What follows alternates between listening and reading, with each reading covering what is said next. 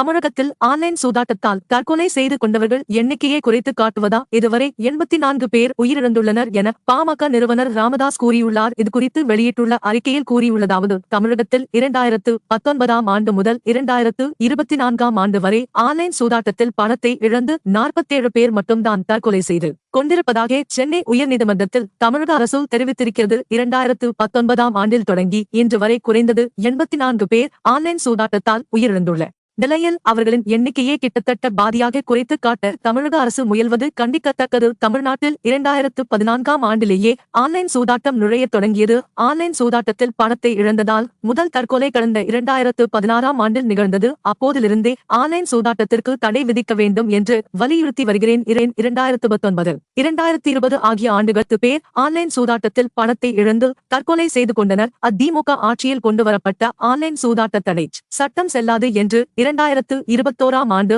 August மாதம் சென்னை உயர்நீதிமன்றம் தீர்ப்பளித்தது. அன்று தொடங்கி 2022ஆம் ஆண்டு அக்டோபர் மாதம் 19ஆம் நாள் புதிய ஆன்லைன் சூதாட்ட தடை சட்டம் இயற்றப்படும் வரை 29 பேர் தற்கொலை செய்து கொண்டனர். திமுக ஆட்சியில் இயற்றப்பட்ட ஆன்லைன் சூதாட்ட தடை சட்டம் செல்லாது என 2023ஆம் ஆண்டு நவம்பர் 9ஆம் தேதி சென்னை உயர்நீதிமன்றம் தீர்ப்பளித்த பிறகு இதுவரை 24 பேர் தற்கொலை செய்து கொண்டுள்ளனர். ஆன்லைன் சூதாட்டத்தில் பணத்தை இழந்தவர்கள் இதுவரை 3 காலகட்டங்களில் 84 பேர் தற்கொலை செய்து கொண்டிருக்கும் நிலையில் தவறான தகவல்களை அரசு அளிப்பதை ஏற்க முடியாது. இந்த விவகாரத்தில் தவறான தகவல்களை தெரிவிப்பதை விடுத்து உச்சநீதிமன்றத்தில் நிலுவையில் உள்ள வழக்கை விரைவாக விசாரணைக்கு கொண்டு வந்து ஆன்லைன் சூதாட்டத்திற்கு தடை பெறுவதற்கு நடவடிக்கை எடுக்க வேண்டும் என ராமதாஸ் கூறியுள்ளார்.